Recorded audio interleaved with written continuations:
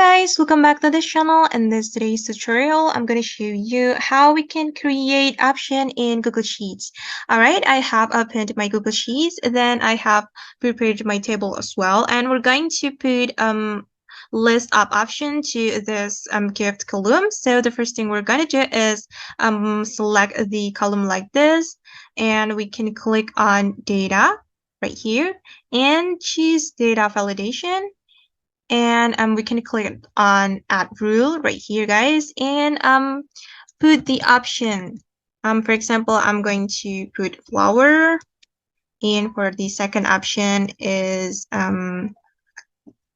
book, and I'm going to add another item. So just click on add another item, and I'm going to put doll. All right, after we put the options, we can click on done right here. All right, and if we want to put the item, we can click on this button.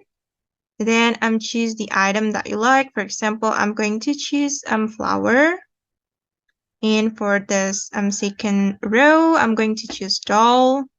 And that's how we can create option in Google Sheets, guys. I hope this video will be useful for you. Thank you so much for watching, and don't forget to like, comments, and also subscribe this channel. See you on the next video.